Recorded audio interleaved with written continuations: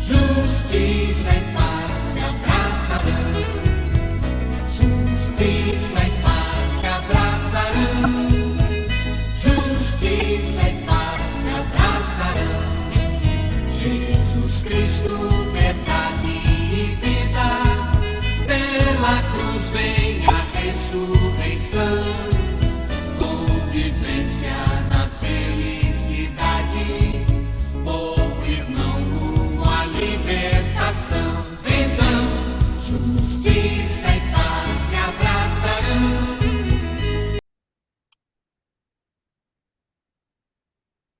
Olá, prezados e prezadas ouvintes e da Rádio Nova Aliança AM 710, FM 103.3 e todos e todas que seguem as redes da Comissão de Justiça e Paz do Distrito Federal.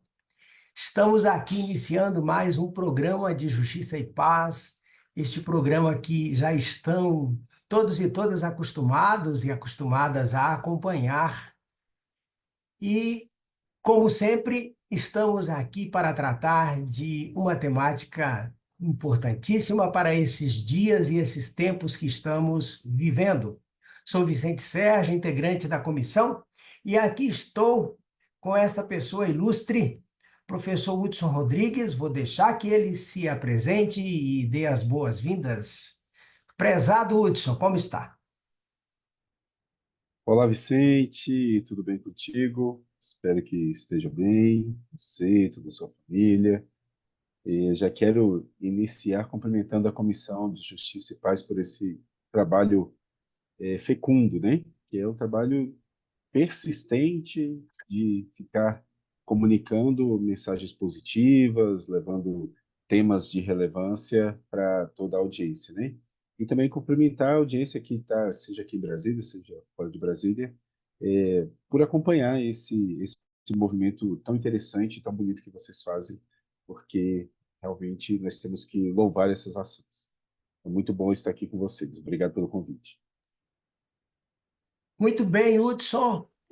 E prezados e prezadas ouvintes e todos e todas que nos seguem, hoje nós vamos conversar sobre um acontecimento intitulado Grito dos Excluídos. O Hudson está aqui na condição de representante do coletivo de articulação do Grito dos Excluídos do DF e em torno, que vai acontecer no próximo dia 7 de setembro. E, Hudson, para que os nossos ouvintes e as nossas ouvintes e todos que nos acompanham e todas que nos acompanham possam ter a clareza, de forma sucinta, nos diga, por favor, o que é o Grito dos Excluídos e um pouquinho da história do grito, por gentileza.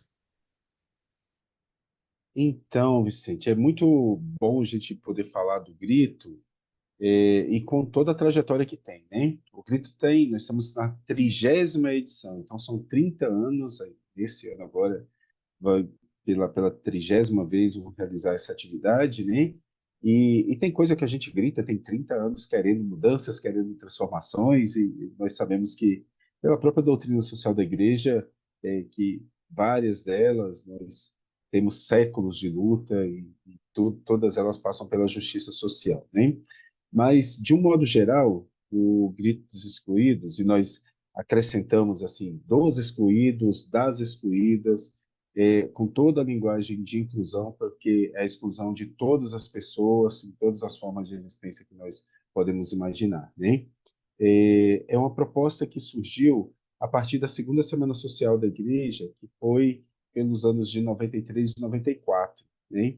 Então, naquele momento, via-se a necessidade de fazer alguns marcos a partir de demandas que surgiam das reflexões da Semana Social, né? Na segunda semana, esse movimento aconteceu. E aí, entre as motivações que se discutiam na época, pensava-se na construção dessa redemocratização do Brasil. Então, em 1995, a campanha da fraternidade falava dos fraternidade e excluídos, esse era o tema da campanha, com um lema que movimentou muito as nossas comunidades, né? Nós aí, na nossa juventude, trabalhávamos esse lema na campanha da fraternidade, depois nas catequeses, na catequese de jovens e adultos também, que o lema é Eras tu, Senhor. E uma música que marcou bastante a nossa trajetória de igreja, que era essa de reconhecer Jesus, a partir do Evangelho de Mateus, reconhecer Jesus nos excluídos, né? Mateus finaliza o Evangelho falando disso. Então, aí o grito dos excluídos vem dessa chamada Evangelho, né? De que nós precisamos reconhecer Jesus nas pessoas excluídas da sociedade. Então, o grito é por isso. Por que grito, né? Porque aí pensou-se num contraponto ao grito da independência, uma vez que 7 de setembro você tem todo um movimento que louva a chamada independência do Brasil, né? Independência a gente não sabe exatamente nem de quem, nem como, nem quando, nem onde, né? A independência está sempre relacionada a alguns interesses. Então, quando se falava do grito da independência e faz os desfiles da independência, aí o movimento social pensou, então nós vamos fazer o grito dos excluídos. Porque quando a gente vê a fotografia dos desfiles da independência, com as forças militares, normalmente a população excluída não participa, né? A população excluída não está nas arquibancadas, quando muito está liberando a cerca, dando um tchauzinho, alguma coisa assim. Então pensou-se de fazer um contraponto a isso, né?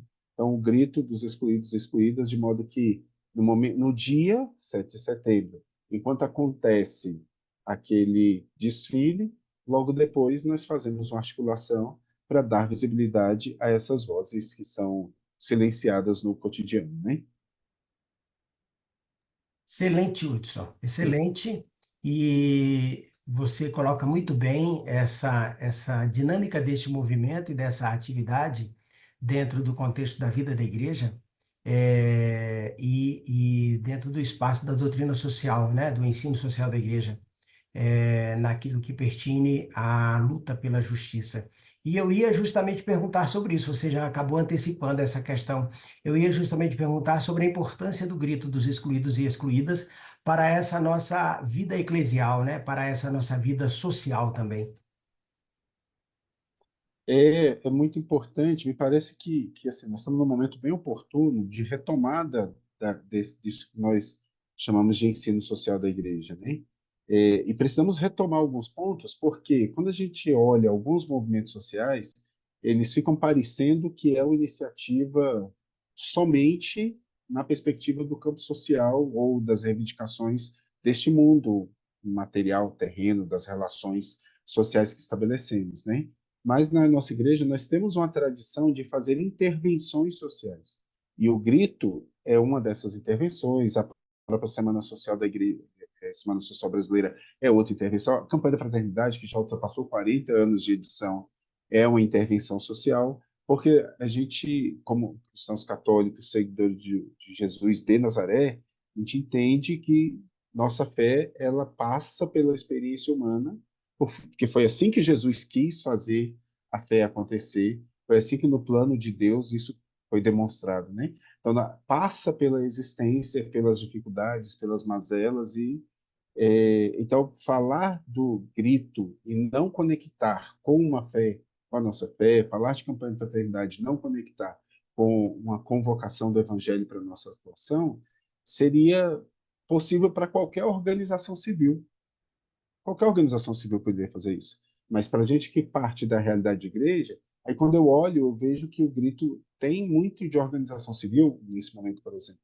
Eu estou no coletivo de articulação e lá nós temos várias entidades participando, mas nós temos padres também na articulação, temos religiosas, temos a CRB na articulação, ou seja, né?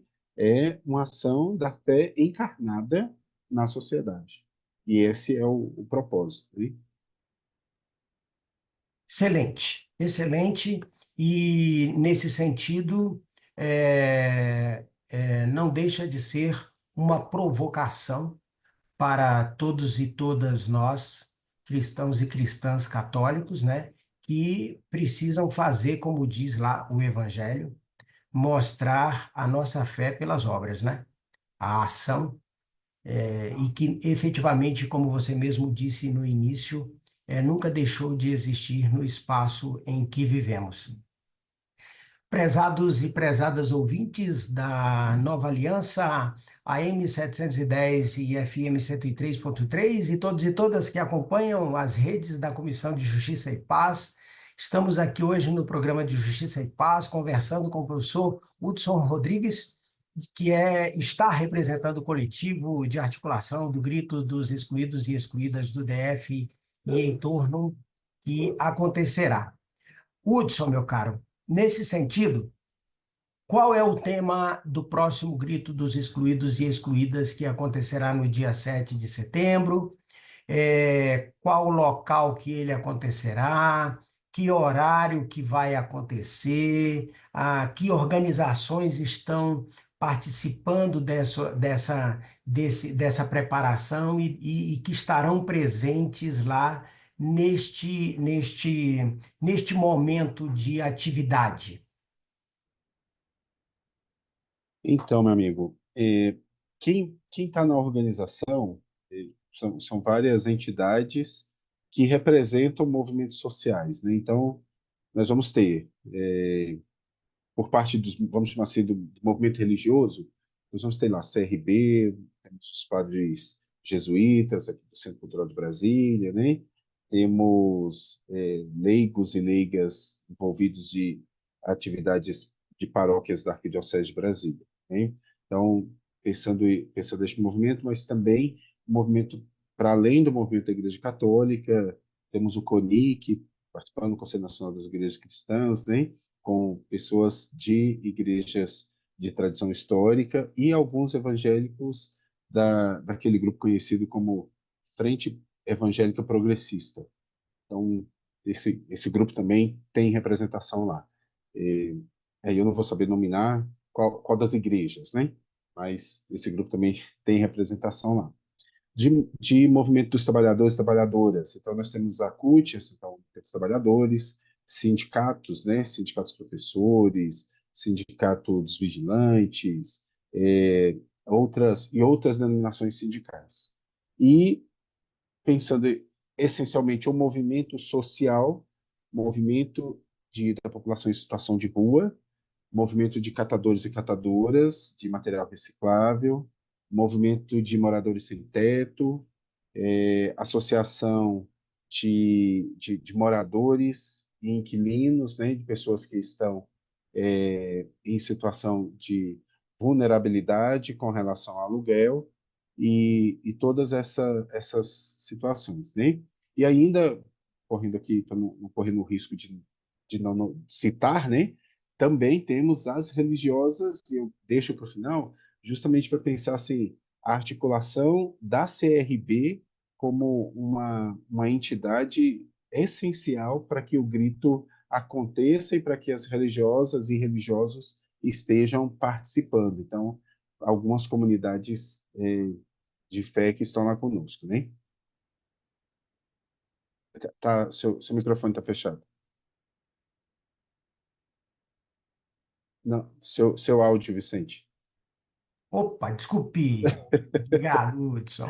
Eu ia dizer, só fazendo uma pontuação para quem não nos ouve, para quem nos ouve e não conhece, o que é a CRB, né? A Conferência dos Religiosos e Religiosas do Brasil.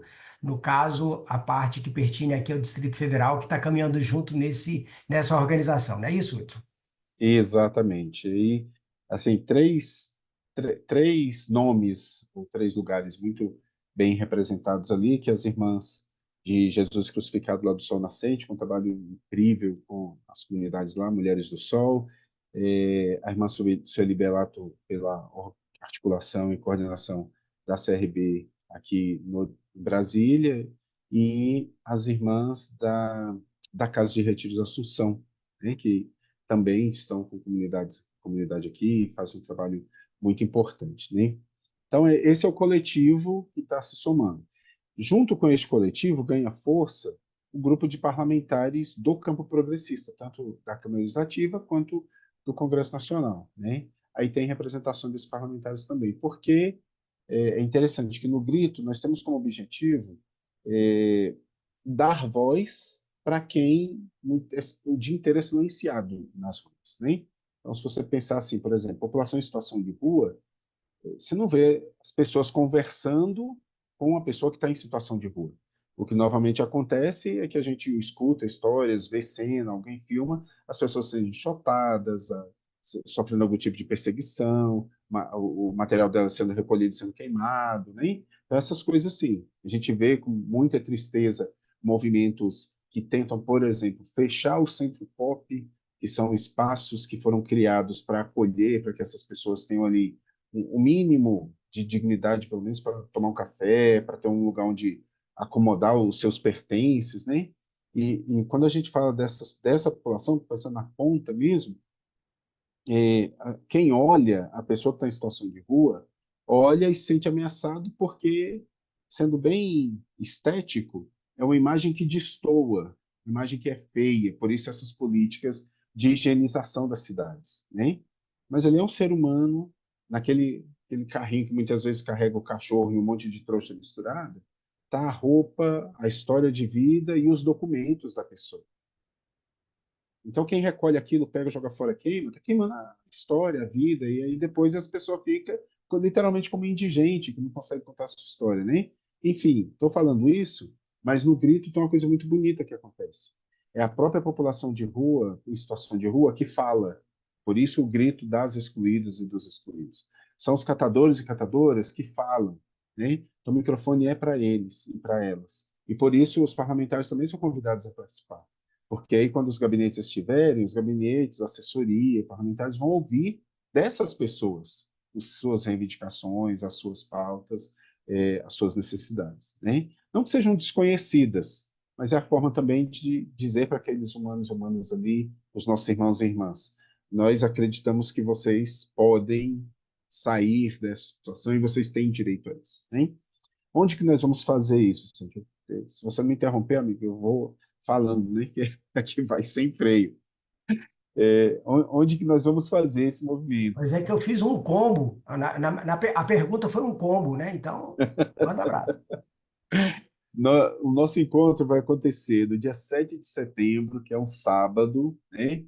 Às 10 horas da manhã, na Praça Zumbi dos Palmares, ali no Conic, né? Então, sábado, 7 de setembro, 10 horas da manhã, todos vocês que nos escutam, são convidados e convidadas a estar conosco lá, dando forças para estes movimentos que precisam de verdade ser fortalecidos, né? Eu gosto de falar sempre das populações em situação de rua, porque ninguém quer ver pessoa dormindo na porta de casa ou na porta de sua loja. Ninguém quer. Ninguém quer. Então, se nós conseguíssemos, como cristãos e cristãs, nos juntar para ajudar essas pessoas a saírem dessa situação, seria um movimento maravilhoso. Muito mais bonito do que um movimento para fechar o centro pop e pegar as pessoas e deslocar essas pessoas para outro lugar. Seria um movimento muito mais bonito, né? Eu costumo dizer assim, se juntar, no DF, eu vou citar uma região aqui que eu conheço bem, aqui em Taguatinga Sul, próxima à paróquia de Nossa Senhora de Fátima, né? Gosto de frequentar ali, tenho a relação boa com a comunidade. Nós temos mapeadas 7 grandes igrejas. A Igreja Católica, Nossa Senhora de Fátima, e tem mais algumas evangélicas, e tem mais a Igreja Ortodoxa ali, né, da região. Se pegar em números aquilo ali, seguramente, nós vamos ultrapassar aí a casa de 70 mil pessoas que participam das atividades dessas comunidades. Você imagina se juntasse essas 70 mil pessoas para resolver o problema das pessoas que estão pedindo na porta dessa igreja. Nós não temos 7 mil pessoas pedindo na porta das igrejas. Nós não temos 700 pessoas pedindo na porta dessas igrejas. Então, se fizesse uma articulação assim, a gente conseguiria, de outra forma, resolver o problema, que é problema para todo mundo. Quem está na rua não está na rua porque quer. Né? Então, eu não sou porta-voz da população em situação de rua. É porque, de fato, quando a gente está junto desse povo, está junto dessas pessoas, conversando, como nós temos feito agora na articulação, eles e elas estão lá. Toda semana, fazendo a reunião. É um casal que está lá com a criancinha deles, participando da articulação, buscando o carro do sindicato, buscando fortalecer o movimento, conseguindo ônibus para levar as pessoas, sabe? As pessoas estão nesse movimento, porque não são pessoas alienadas ao processo, né? Então, o convite a você, irmão e irmã que nos escuta. 7 de setembro, 10 horas da manhã, na Praça Zumbi dos Palmares, lá no CONIC. Nós estaremos lá fazendo esse movimento de dialogar com o povo de Brasília sobre a exclusão no Distrito Federal. E aí, para finalizar, Vicente, é importante a gente lembrar, né? Nós somos a unidade da federação que tem o maior índice de exclusão do país. Nós somos essa unidade, né? É no DF a maior diferença salarial, é no DF a maior diferença de estilo de moradia e também é no DF enquanto unidade federativa, né? Talvez tenha algumas cidades que pode ser um pouco mais que no DF, mas é no DF também que está a maior concentração de renda, a maior concentração de renda do Brasil. Então, nós precisamos cuidar disso aqui e dialogar sobre essa temática, porque isso é tema de fé, para nós que acreditamos numa fé encarnada no dia a dia. Perfeito, Hudson. E isso que você diz aí desse nosso lugar aqui no quadradinho de maior exclusão, aqui no programa mesmo, em edições anteriores, conversamos quando da análise do PPCub pela Câmara Legislativa, né? E uma das questões que conversávamos aqui, um dos problemas apontados na conversa que tivemos aqui no programa, é que, para além de todo o processo de exclusão que já acontece normalmente e naturalmente de acesso à cidade, e aqui, digamos, centro, enquanto espaço de convivência e de interação, né? Inclusive na forma como foi pensada a cidade, e toda a falta de política pública ou toda a precariedade de política pública no espaço do transporte, no espaço da educação, no espaço do lazer, etc., etc., etc., acaba colaborando para que essas questões de exclusividade de alguns seja cada vez mais prestigiada, digamos assim, né? O que é um negócio muito negativamente absurdo, né?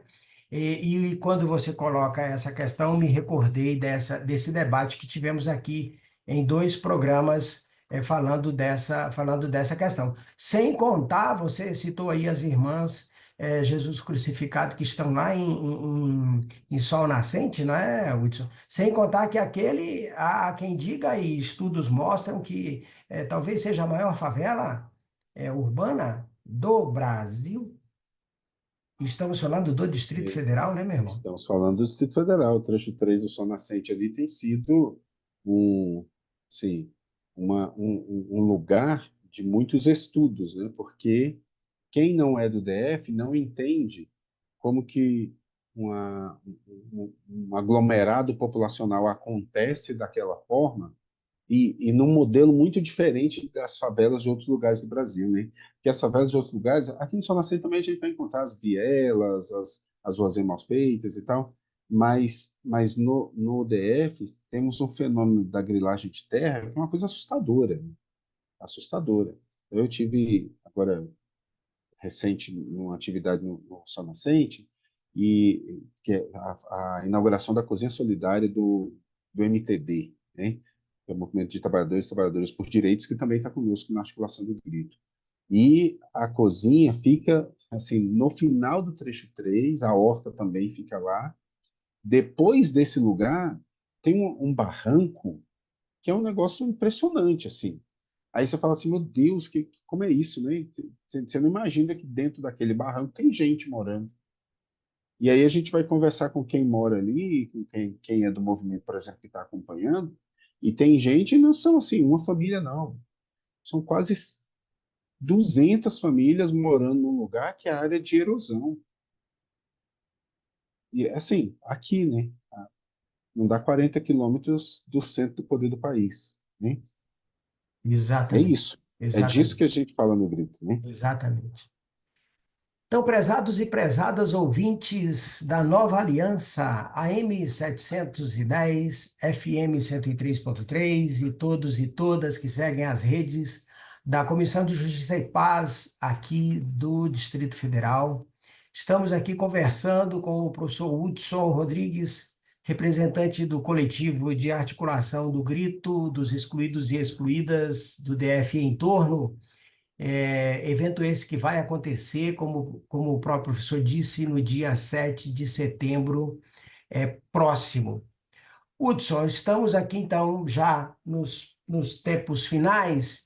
Gostaria que esse restinho de tempo você pudesse fazer o convite e pudesse estimular as pessoas a estarem presentes, principalmente aqueles e aquelas que estão nos ouvindo e nos vendo.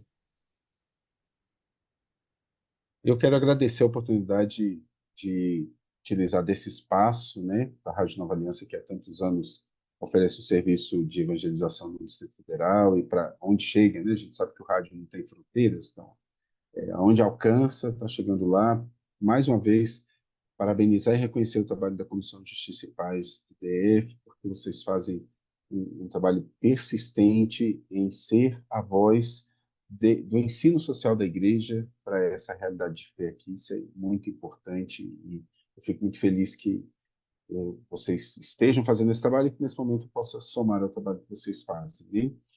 E reforçar o convite a todos os irmãos e irmãs que nos acompanham aqui, escutam, para que estejam conosco no dia 7 de setembro, às 10 horas da manhã, na Praça Zumbi dos Palmares, no CONIC.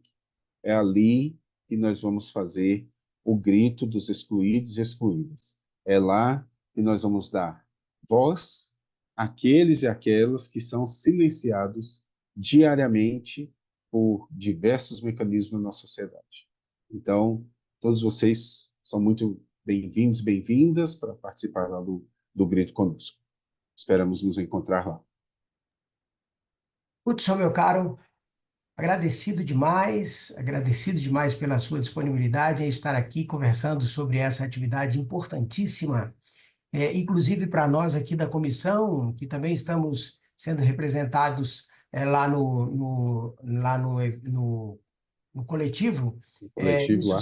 Isso se soma a uma presença do curso de formação em doutrina social que estamos fazendo nesse momento aqui na Diocese. Queremos agradecer demais sua presença, reforçar o convite a todos e a todas. E aqueles que nos acompanham, pedir agora que ouçam com muito carinho a palavra da nossa biblista integrante da comissão, Simone Furquim, e logo em seguida o programa de Dom Paulo César, deixando a todos um grande abraço. Até mais e até o próximo programa de Justiça e Paz.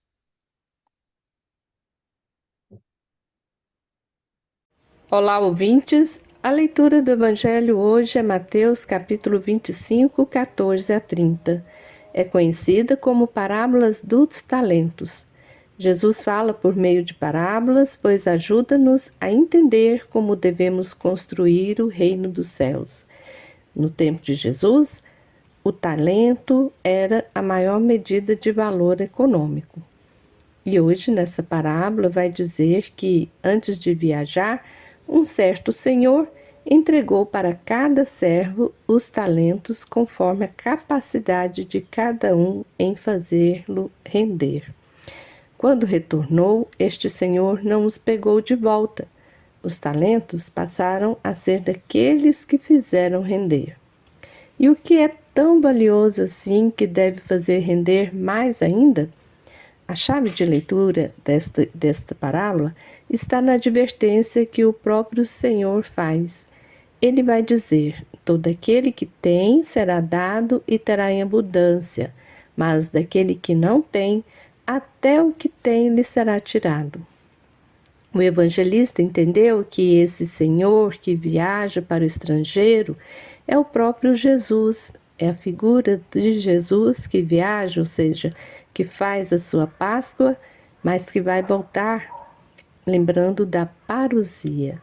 Mas antes confia a seus servos, que é interpretado como sendo seus seguidores, ou os cristãos, ou a comunidade cristã. Confia a eles os dons para o crescimento do reino, Os talentos são os sinais do reino que devem crescer. Para que isso aconteça, a atitude dos seguidores deve ser ativa. O Senhor não pegou os talentos de volta. Entende-se que os sinais do reino devem ser vividos neste mundo e devem ser vividos em abundância. Então, todo aquele que tem será dado e terá em abundância, mas daquele que não tem, até o que tem lhe será tirado. Então, viver o reino de Deus, o reino dos céus, é festejar com o Senhor. Porém, o terceiro servo não compreendeu e devolveu o talento. O terceiro servo disse: aqui tens o teu talento. A sua incompreensão levou-o a ficar de fora da festa. O terceiro servo não quis viver os sinais do reino por medo do Senhor. Mas o que é este medo? Seria a ideia errada que ele tinha sobre o Senhor? Muitas vezes também nós vivemos uma teologia do medo. O medo nos cega e nos paralisa. O medo não constrói. Quantas pessoas vivem com medo do castigo de Deus? Muitas pessoas vão à missa ou ao culto, seguem as doutrinas da sua igreja por medo de ir para o inferno ou de sofrer aqui um castigo de Deus. A teologia do medo não constrói os sinais do reino, pois não ajuda a enxergar que Deus é graça. Já a teologia da graça nos faz compreender e assumir nossa responsabilidade como cristãos em fazer render os talentos, ou seja, viver o reino dos céus aqui mesmo neste mundo. À luz da parábola, possamos ser fiéis, acolher os dons que Deus nos dá e fazer render esses dons para construir um mundo melhor, que é o sinal do reino. Hoje, mais do que nunca, precisamos fazer acontecer o reino dos céus aqui na terra. Como? Ouvindo os clamores dos pequeninos, dos injustiçados, ouvir e lutar com eles para que alcancem seus direitos plenos. Estes são os talentos que vão se multiplicar e construir o reino dos céus aqui entre nós.